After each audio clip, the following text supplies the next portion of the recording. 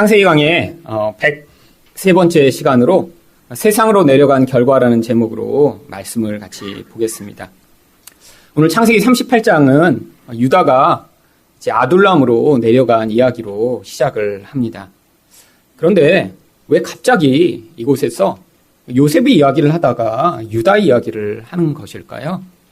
이 유다가 이렇게 아둘람으로 떠나간 그 사건이 요셉의 이야기와 아주 밀접하게 관련을 맺고 있기 때문입니다. 1절 상반절 말씀을 보겠습니다. 그 후에 유다가 자기 형제들로부터 떠나. 유다가 이렇게 아둘람으로 간 그 이유가 이전에 있었던 그 사건과 밀접하게 연관되어 있음을 그 후에라고 하는 단어를 통해 보여주고 있습니다. 요셉이 애굽에 가서 총리가 되고 이 형제들을 만나기까지 약 22년의 시간이 필요했습니다. 그런데 이 38장에 묘사되고 있는 사건도요, 이 유다가 이렇게 자기 가족으로부터 떠나가 생활했던 그 기간이 약 22년 정도의 기간이었으리라고 추측을 합니다. 근데 이곳에 왜 갑자기 유다의 이야기를 이렇게 기록하고 있는 것인가요? 이 야곱의 가족들 가운데 12아들 중에 이 유다가 나머지 형제들의 대표적인 모습으로 이곳에 등장을 하는 것입니다. 그런데 이 요셉이라고 하는 사람과 이 나머지 가족들과 얼마나 대조적인 삶을 살았는지를 보여주고자 이곳에 유다의 이야기를 지금 기록하고 있는 것이죠. 유다는 부도덕하고 악한 형제들의 대표로 이 38장에 나오고 있습니다. 반대로 이 요셉은 온전하고 또 그렇게 하나님의 뜻에 합한 삶을 사는 자의 대표로 나오고 있는 것이죠. 요셉은 세상 가운데로 팔려갔지만 그곳에서 자신의 신앙을 끝까지 지킵니다.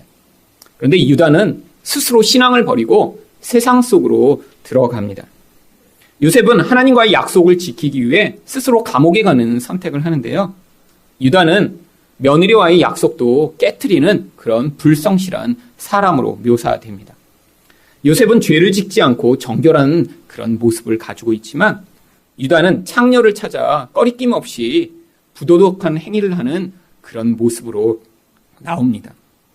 요셉은 자기 형제들이 자기를 팔아먹고 괴롭힌 그 모든 죄악에 대해서 용서하지만 유다는 자기의 그런 부도덕한 행위는 생각하지도 않고요.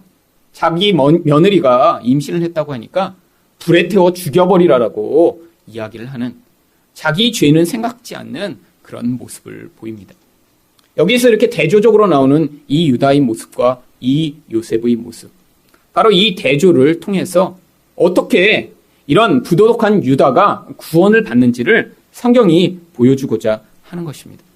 그런데 여기 나와 있는 이 유다의 이야기가 사실은 우리들의 모습이 아닌가요? 하나님 말고 세상을 의지하고 하나님 말고 세상에서 더 큰 쾌락을 추구하는 것이 우리들의 모습 아닌가요? 하나님과의 약속도 자주 깨트리고 다른 사람과도 약속한 뒤에 잊어버리는 것이 우리들 아닌가요? 세상 속에서 걸리지만 않으면 언제든지 부도덕한 일들을 할 수 있는 것이 우리들 아닌가요? 또한 다른 사람들을 용서하지 못하고 분을 품고 미워하고 비난하는 것이 바로 우리들 아닌가요? 그런데 이렇게 부도덕한 온전하지 못한 유다가 어떻게 구원을 받았죠? 홀로 고난의 과정을 지나가고 정결함을 지킨 요셉을 통해 바로 이 유다뿐 아니라 모든 야곱의 아들들이 구원을 받았습니다. 마치 이런 부도덕하고 온전하지 못한 우리가 온전하진 예수 그리스도로 말미암아 구원을 얻은 것처럼 그 이야기가 지금 이 안에 기록되어 있는 것입니다. 이렇게 온전하지 못한 유다였는데요. 그런데 그 유다가 나중에 형제들의 대표자가 되고요. 그리고 그 유다로 말미암아 예수 그리스도가 이 땅에 오십니다. 이런 온전하지 못한 자를 통해 하나님의 은혜가 부어졌을 때 얼마나 아름답고 놀라운 결과가 나타나는지를 또한 성경이 보여주고자 하는 것이죠. 그런데 1절 말씀을 다시 보시면 여기에서 그 후에 유다가 자기 형제들로부터 떠나갔다라고 이야기합니다. 왜 이 유다는 자기 형제들과 같이 살지 않고 이렇게 그 형제들로부터 떠나간 것이죠? 과거에 있었던 이런 요셉을 팔았던 사건이 이 유다에게 아주 영향을 미쳤음을 보여주고 있는 것입니다. 이렇게 요셉을 팔았더니요. 이 사건이 야곱에게 아주 큰 아픔과 고통을 가져옵니다. 이 야곱은 이 사건이 자신의 인생에서 어떤 것과 비교할 수 없는 그런 고통의 이유가 돼서 창세기 37장 34절에서 35절까지 보시면 자기 옷을 찢고 굵은 배로 허리를 묶고 오래도록 그의 아들을 위하여 애통하니 그의 모든 자녀가 위로하되 그가 그 위로를 받지 아니하여 이르되 내가 슬퍼하며 스올로 내려가 아들에게로 가리라 하고 그의 아버지가 그를 위하여 울었더라. 내가 지옥에 가는 게 낫겠어. 난 이 세상에 더 이상 살 수가 없어라고 고백할 정도로요. 이 요셉을 잃어버린 것이 이 야곱에게는 너무 큰 고통이었던 것입니다. 아무리 자녀들이 위로를 해도요. 그 위로가 통하지 않았던 그런 상황이었죠. 그런데 그런 상황이 되고 나니까요. 어떤 마음이 들었냐면 첫 번째로 죄책감이 든 것입니다. 그때 우리가 이렇게 화나서 죽이려고 하다가 괜히 팔아버렸구나. 아버지가 저렇게 고통하는데 괜히 그 일을 했구나. 그런데 거기서 또 다른 생각이 들기 시작한 거예요. 다른 형제들은 이 요셉을 죽이고자 했습니다. 그런데 자신은요. 죽이면 안 돼. 우리가 그냥 팔아버리자 차라리. 그래서 팔아버렸어요.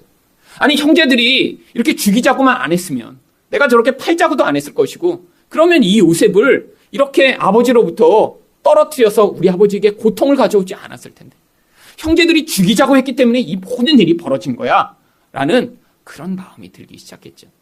나는 그래도 죽이려고는 안 했어. 나는 어떻게든 살리려고 했는데 형제들 때문에 결국은 이런 일이 벌어진 것이라는 형제들에 대한 분노와 비난이 시작된 것입니다. 그런데 여기에 요셉이 이렇게 애굽으로 팔려간 것에 대해서 유다의 책임은 없나요? 지금 유다는요. 이 요셉이 팔려간 게 그래서 생명을 보존한 게 자기 때문이고 자기는 그 문제에 이렇게 아주 강력한 영향력을 미치지 못했다라고 하는 자기의 의의가 싹 긋고 있었던 것이죠. 나는 문제가 없었는데 내 다른 형제들 때문에 이런 심각한 문제가 벌어졌다라고 지금 여기게 된 것입니다. 여러분 교회 안에서 이렇게 많은 문제들이 벌어집니다. 그런데 교회 안에 문제가 없을 수가 없습니다. 왜죠? 교회에 이렇게 문제 있는 사람들이 많이 모여드는데요. 어떻게 문제가 없을 수가 있겠어요? 여러분 병자가 가장 많은 곳을 병원이라고 합니다. 그러면 죄인들이 가장 많이 모인 곳을 뭐라고 할까요? 교회라고 부르는 거예요. 물론 세상에도 죄인들이 많이 있습니다. 그런데 교회에는요. 자기가 그런 죄의 영향력 가운데 스스로 해결할 수 없다는 사실을 인정한 사람들이 모여 있는 곳이죠. 그러니까 교회에 사람들이 모여들면요. 반드시 문제가 생기게 되어 있습니다. 그런데 이렇게 교회에 있다가 문제가 생기면요. 거기에서 그 문제 때문에 교회를 떠나거나 교회를 다니고 있지만 마음은 교회에서 멀어지는 사람들이 많이 있습니다. 여러분 근데 이런 사람들의 특징이요. 바로 이 유다와 같은 마음인 거예요. 나한테는 문제가 없는데 다른 사람들에게 너무나 문제가 많고 그 문제 때문에 내가 더 이상 그들과 함께 할 수 없다라고 생각하면서요. 결국 교회와 신앙으로부터 거리를 두기 시작하는 것이죠. 그런데 이처럼 유다가 같이 있던 형제들을 떠나 그렇게 세상으로 들어가면 거기에는 문제가 없나요? 아닙니다.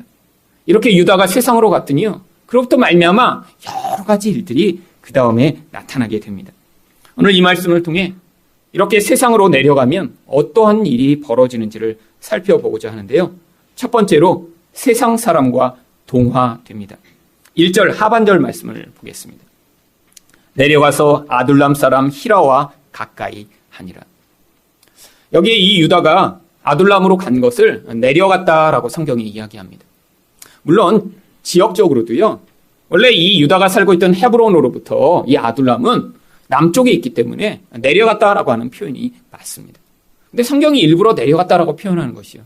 이렇게 하나님의 백성들과 함께 있다가 그들로 떠나 세상으로 들어간 것이 이 유다의 타락하는 과정임을 보여주기 위해 일부러 여기에 내려갔다라고 이야기를 한 것입니다. 그런데 왜 하필이면 아둘람으로 간 것이죠? 이 유다가 가나안 땅에 들어와 경험한 도시는요. 세겜이라고 하는 곳입니다. 이 세겜은 풍요한 곳이고요. 들판이 많고요. 양을 키우기에도 아주 좋은 곳이에요. 그런데 왜 그 세겜을 놔두고 전혀 알지도 못하는 이 아둘람을 선택해 간 것일까요? 이 아둘람이라고 하는 이름에서 이 유다가 아마 매력을 느꼈던 것 같습니다. 아둘람이라고 하는 이 이름의 뜻은요. 사람들의 공의라고 하는 뜻입니다. 지금 이 유다 마음 가운데 무엇이 자기 가정에서 없다고 지금 생각하는 거죠. 이 가정에는 공의가 없어. 나는 괜찮은데 다른 사람들은 잘못했는데 지금 그 잘못한 형제들에게 적절한 대가가 지금 찾아오지 않아. 이렇게 동생을 죽이고자 했으면 그 사건이 적절한 대가를 치러야 하는데 이들은 그 대가를 지금 치르지 않고 있으니까 나는 여기에 도저히 있을 수가 없어. 그러면서요, 이렇게 공의가 잘 이루어지는 곳이라고 생각한 아둘람을 선택해 떠나간 것입니다. 근데 갔더니요, 한 친구를 만나게 됩니다. 그 친구의 이름은 히라라고 합니다. 근데 이 히라라고 하는 이름에는요, 두 가지 뜻이 있습니다. 한 가지 뜻은요, 고귀한 사람이라고 하는 것입니다. 세상에 갔더니요, 이전에 자기 형제들에게는 찾아볼 수 없는 그런 멋진 모습을 가진 한 사람을 발견한 거예요. 아니, 문화적 수준이 높아요. 또 외적으로 드러내는 그런 능력에 있어서도 탁월한 것 같아요. 이전에 내가 사귀던 그런 부류와는 질이 다른 것 같은 그런 고귀하고 멋진 사람. 여러분, 세상에 가면 그런 사람들이 있죠. 이전에는 만나보지 못했던 내가 부러워할 만한 그런 모습을 가진 사람. 문화적 수준이 굉장히 높고요. 이야기를 해도 굉장히 아주 멋진 이야기들 해요. 프랑스기 와인이 종류별로 연대별로 어떻다고 몇 시간씩 이야기할 수 있는 사람. 커피에 대해서 논을 하기 시작하면요, 두세 시간을 그 커피 종류를 가지고 논할 수 있는 그런 수준의 사람. 굉장히 고귀해 보여요. 멋져 보여요. 교회에서는 마음 놓고 이야기하지 못하는 그런 종류의 이야기들, 그런 이야기들을 할 수 있는 그런 멋진 종류의 사람들이 있습니다. 그런데 이 히라의 이름의 다른 뜻이 무엇인지 아시나요? 겉으로는 고귀한데요, 또 다른 뜻의 이름은요, 텅 빈 사람이라고 하는 것입니다. 겉에는 너무 화려하고 멋져요. 그런데 가까이 가보니까요, 내면이 뻥 뚫려 있는 거예요. 영혼이 공허한 거예요.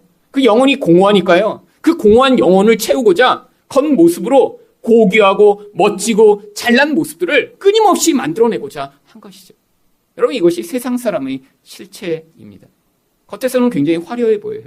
멋있어 보여요. 굉장히 잘난 그런 인생을 살아가고 있는 것 같아요.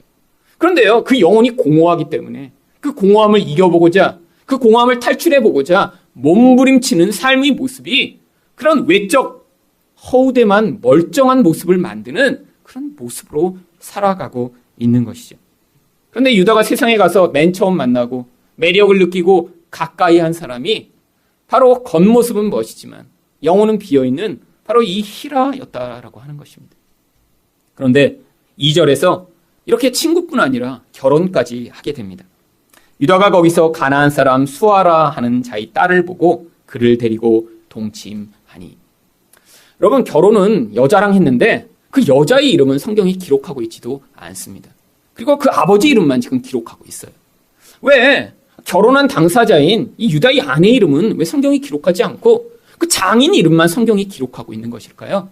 지금 이 유다가요, 지금 그 아내를 택했는데 그 아내의 어떤 모습 때문에 그 아내를 택한 게 아니라 아버지의 어떤 모습 때문에 그 여자를 택했음을 성경이 지금 힌트하고 있는 거예요. 여기 나와 있는 이 수아라고 하는 이름의 뜻은요, 부자라고 하는 뜻입니다. 여러분, 여자를 선택했는데요, 얘기해보니까 아버지가 의사래요. 그러면 그냥 결혼하자, 우리. 자, 얘기를 해보니까 건물을 5채 가지고 있대요. 그래, 그럼 그냥 결혼하자. 지금 그렇게 결혼한 거예요. 여러분, 여기에 그래서 이 여자를 선택했는데 동사 3개가 히브리어로 보면 연달아 나옵니다. 어떻게 나온 줄 아세요? 여기 보면 보고, 데리고, 동침하니. 봤어요. 그랬더니 자기가 좋아하는 무엇을 가지고 있어요? 아버지가 부자래요. 그러니까 그냥 보자마자 취한 다음에 그냥 동침해버립니다. 무엇을 보여주나요? 이제는 세상에 가서요, 세상 사람처럼 살아가고 있는 모습이죠. 어떻게 해요? 세상 사람들이 가장 큰 가치로 추구하는 게 무엇인가요? 바로 세상의 부요입니다.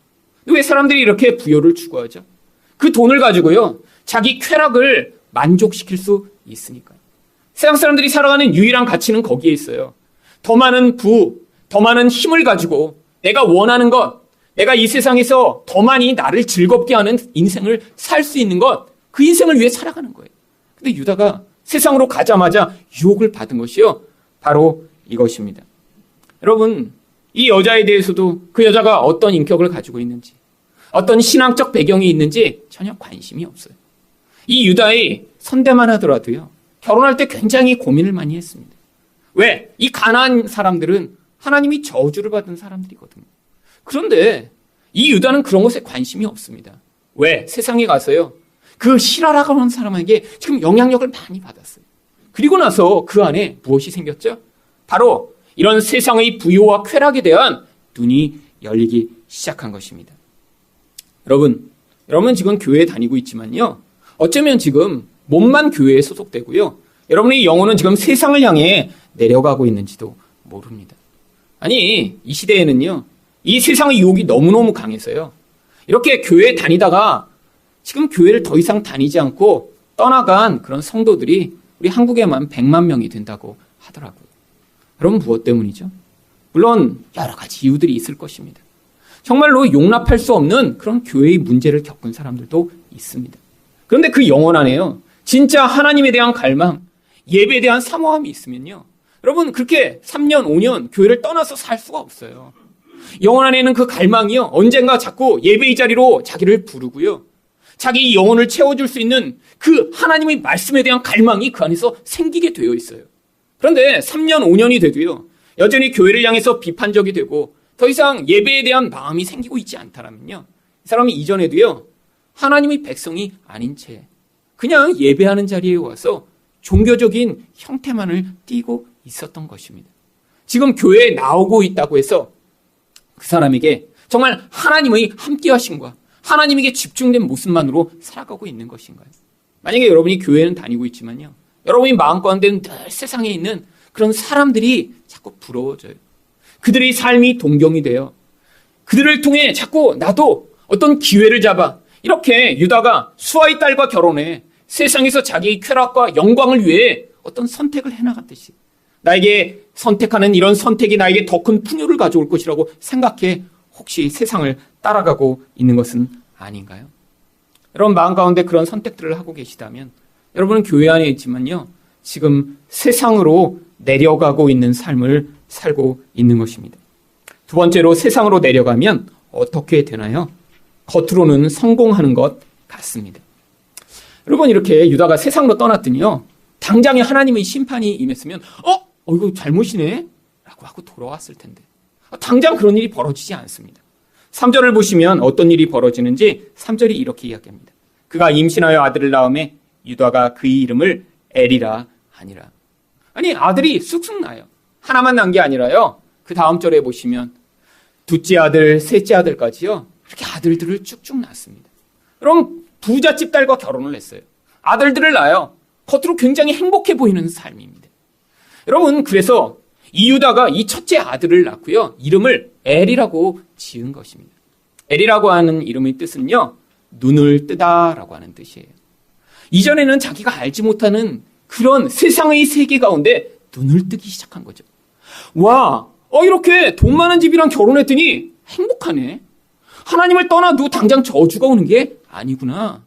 야, 여기서 즐기는 이것들이 내가 옛날에 맛보지 못한 것이네. 눈을 뜬 것이죠. 여러분, 제가 예전에 사역했던 교회에서 대학생들을 제가 사역하면서 한 가지 패턴들을 경험했습니다.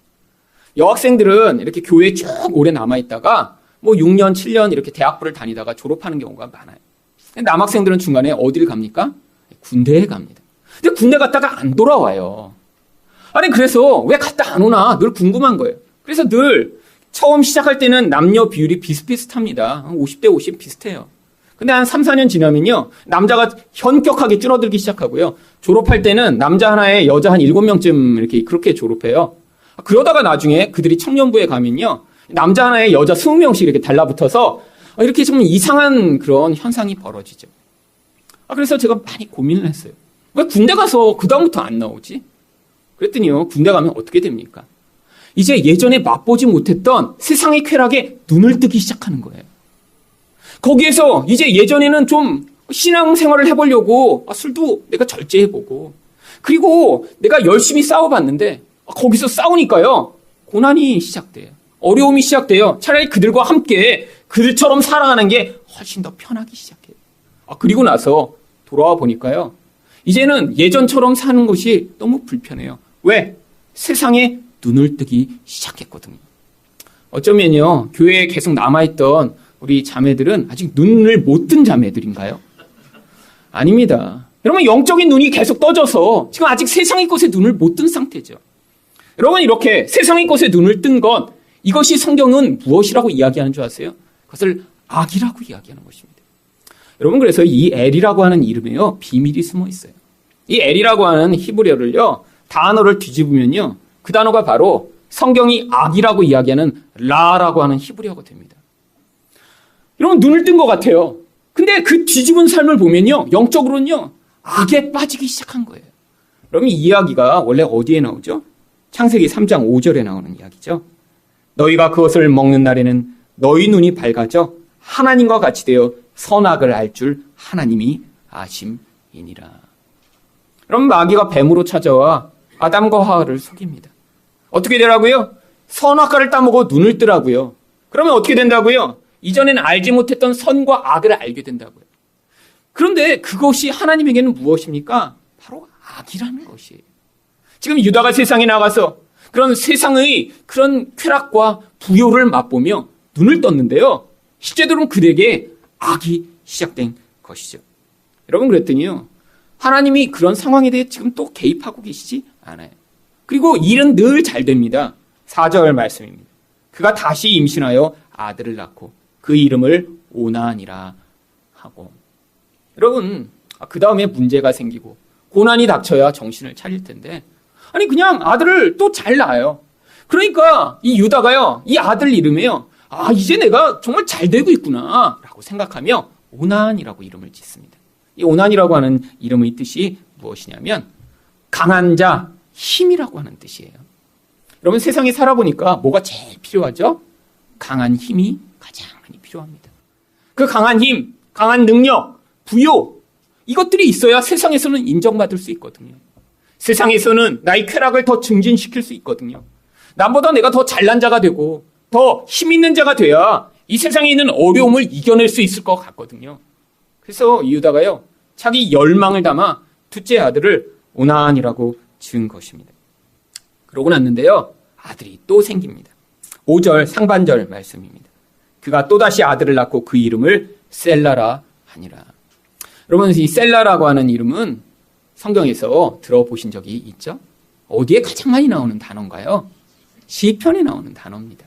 이 셀라라고 하는 뜻은요, 하나님에 대한 간구, 기도, 찬양이라고 하는 뜻이에요.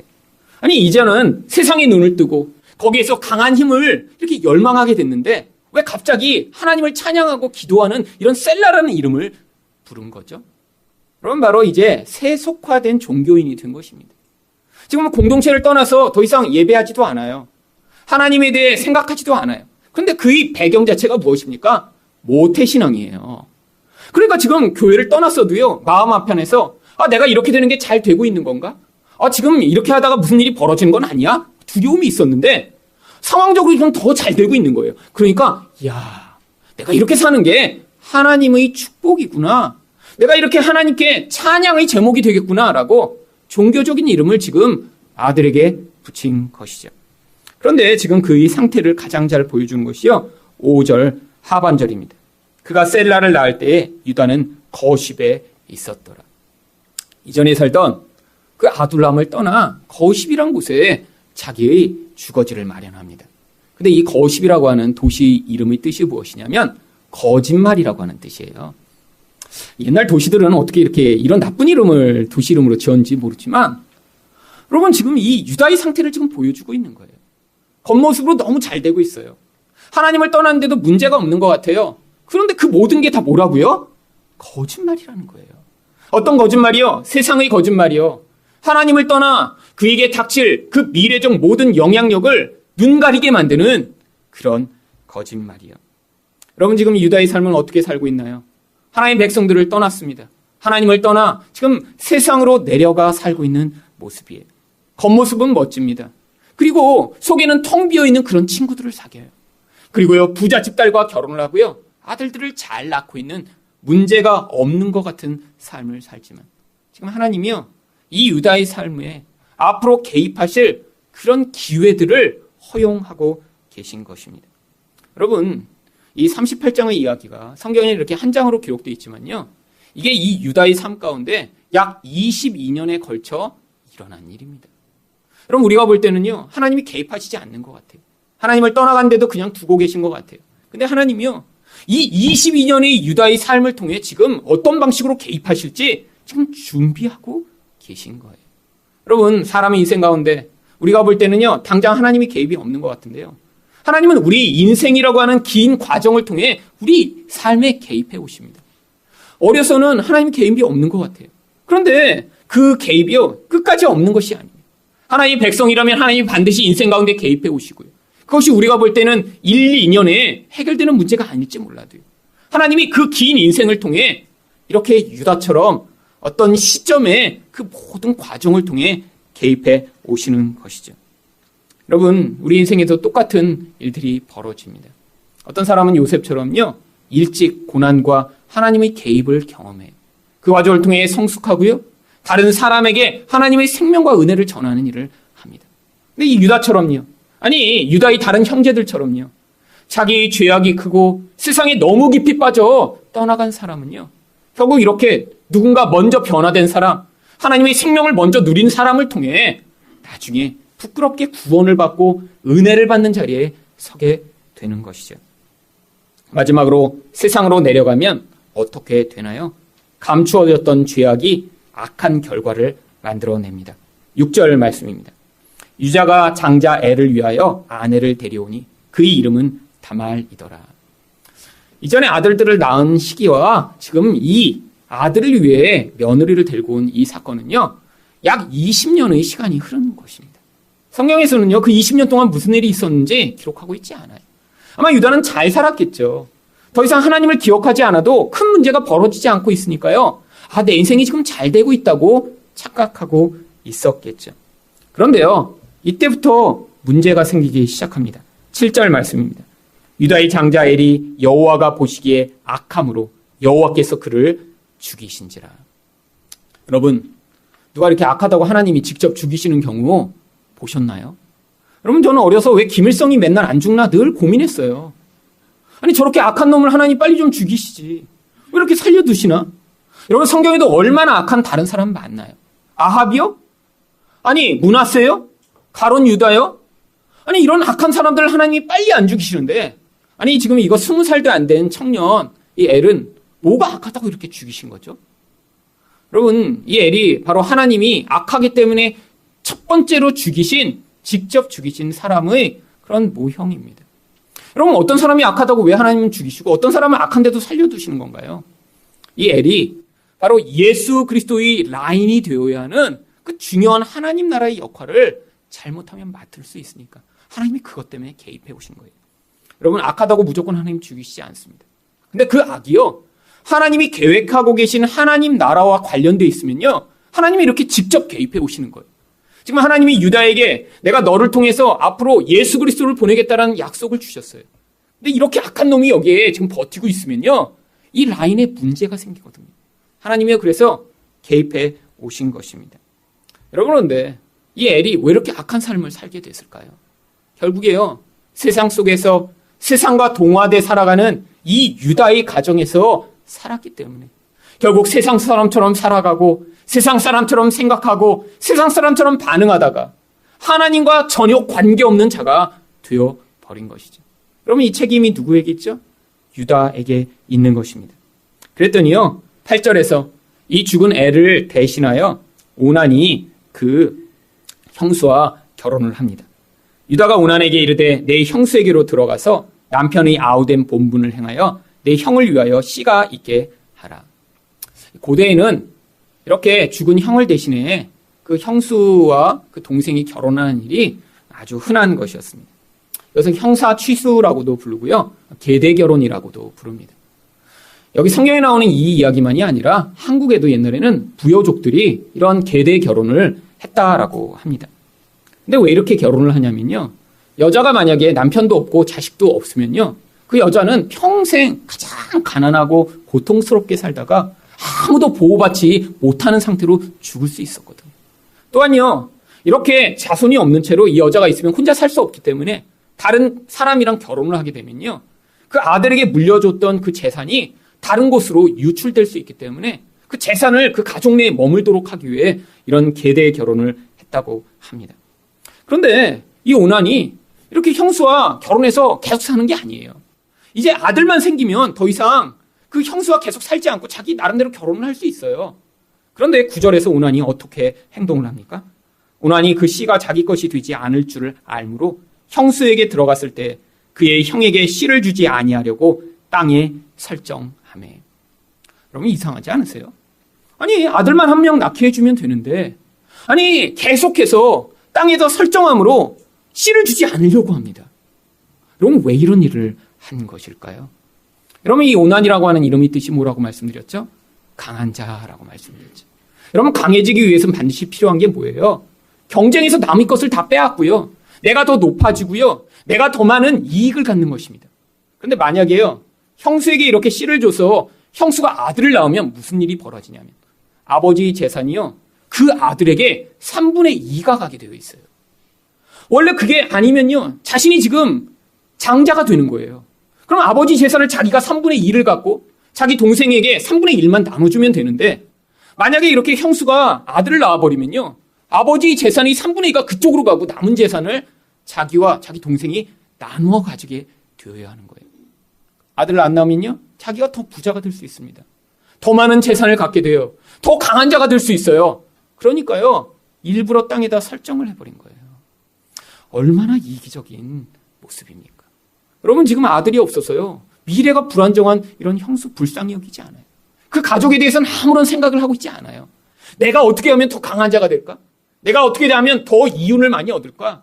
내가 어떻게 하면 더 부자가 될까만 생각하고 있다가 결국에는 그런 악한 행위를 한 것이죠. 여러분 그러니까 하나님이 어떻게 반응하십니까? 바로 10절입니다. 그 일이 여호와가 보시기에 악함으로 여호와께서 그도 죽이시니. 여러분 물론 이렇게 한 집안에 하나님이 둘씩이나 이렇게 죽이신 경우 성경에도 거의 없는 일입니다. 그런데요. 이 유다 가정은 너무 중요했어요. 하나님 나라를 위해 이 유다 가문에 이런 자들이 생기면 안 되거든요. 그래서요. 하나님이요. 이 오난도 죽여버리십니다. 여러분 그런데 이 죄악이요. 이 오난만의 죄악이 아니에요. 바로 유다로부터 그들이 보고 배우며 영향을 받은 거예요. 여러분 이전에 요셉을 애굽에 팔아버릴 때 이 유다가 거기서 애굽에 팔아버리자고 합니다. 물론 죽이지는 않았어요. 근데 유다가 이렇게 적극적으로 팔아버리자고 주장한 이유가 그 동기 가운데 어떤 이유가 있는 줄 아세요? 여러분 이 유다는요 지금 이 요셉만 아니면 자기가 장자가 될 수 있는 그런 자리에 서 있었어요. 원래는 이 유다가 넷째입니다. 근데 위에 있는 형 셋이요 장자가 될 그 모든 그런 적절한 지위를 갖지 못하게 됐어요. 첫째 루벤은 무슨 일이 있었죠? 바로 배달은 그런 어머니와 동침을 함으로 아버지의 침상을 더럽혔어요. 그래서 장자의 지위에서 잘려나갑니다. 둘째 레위와 시므온은 무슨 일이 있었죠? 하나님의 거룩한 할례를 가지고 이런 세겜 족속을 속인 다음에 그들을 다 몰살합니다. 결국 그들도 장자의 지위를 가질 수 있는 그런 여건에서 탈락돼 버린 거예요. 지금 가만히 있으면 유다가요. 그래서 첫째가 되는 것입니다. 근데 거기에 변수가 생겼습니다. 누군가요? 바로 채색 옷을 펄럭이고 나타난 요셉이라고 하는 존재죠. 아니 그놈만 없으면 내가 장자인데 쟤만 사라지면 내가 아버지 재산을 많이 물려받을 수 있는데 이런 마음이 이 유다 안에 있었을 것입니다. 그러니까요. 살려내자. 동생인데 어떻게 우리가 죽이냐? 이렇게 이야기한 게 아니라 아니 우리 혈육인데 팔아버리자라고 이야기한 것이죠. 여러분 바로 이 유다 안에 있던 그 내적인 힘에 대한 열망, 더 부자가 되고 싶은 욕망, 더 강한 자가 되고 싶은 욕망이요. 대를 이어 자손들에게까지 전이가 된 것이고요. 그 영향력을 받은 자들이 결국 하나님 나라에까지 문제를 일으키는 자들이 돼서 하나님이 직접 심판을 하신 것이죠. 여러분 하나님이 왜 이 요셉에게 이런 은혜를 베푸셨다고 성경이 이야기하죠. 물론 이 유다도요. 하나님의 놀라운 은혜로 말미암아 예수 그리스도를 이 땅에 보내는 그런 놀라운 역할을 맡게 됩니다. 하지만 당장은요. 지금 이 요셉과 같은 하나님이 그런 자질과 준비 가운데 그를 사용하고 준비시키셔서 이 하나님의 백성들을 지금 구원하시고자 하는 그 역할을 요셉이 맡은 것입니다. 사실 요셉이 없으면요, 유다와 모든 가족들은 살아남을 수 없는 그런 상황인 것이죠. 그런데요, 하나님이요, 이런 부족하고 이런 연약한 이런 유다 또한 이렇게 남을 통해 구원하실 뿐 아니라 그에게도 은혜를 베푸십니다. 여러분, 근데 그 사실을 알지 못하니까요, 세상 속에서 끊임없이 방황하고 끊임없이 불순종하며 하나님과 반대되는 행동을 하고 있는 것이죠. 11절 말씀을 보겠습니다. 유다가 그의 며느리 다말에게 이르되 수절하고 내 아버지 집에 있어 내 아들 셀라가 장성하기를 기다리라 하니 셀라도 그 형들같이 죽을까 염려함이라. 다말이 가서 그의 아버지 집에 있으니라. 여러분, 아직도요, 유다는요, 지금 하나님이 개입하고 계시다는 사실을 깨닫지 못합니다. 우연히 이런 나쁜 일이 벌어졌는데 그 나쁜 일의 원인을 누구에게 돌리고 있죠? 다말에게 돌리고 있어요. 아니, 재수없는 여자 만나갖고 아들들이 죽어버렸잖아. 이거 큰일 나겠네. 지금 셀라를요, 그래서 보호하고 감추려고 하고 있는 거예요. 여러분, 지금 자기 잘못 때문에 이 모든 일이 벌어진 것입니다. 하나님을 버리고 세상으로 들어가 세상의 유혹을 받고 세상의 영향력 가운데 사로잡혀 세상 사람처럼 살려고 하다가 결국엔 이 모든 일들이 벌어졌는데 자기 잘못을 깨닫지 못하는 이 유다의 인생. 그런데 하나님이요, 이런 유다임에도 불구하고 그를 버리시고 그와 관계를 맺지 않으신 게 아니라 이제 이 38장 하반부에서 어떻게 그 인생에 찾아오셔서 하나님이 그를 이런 부끄러운 모습에도 불구하고 예수 그리스도를 보내는 조상으로 만드시는지 그 은혜의 결과들이 나타납니다. 이게 바로 이 땅에서 우리에게 부어지는 하나님의 은혜예요.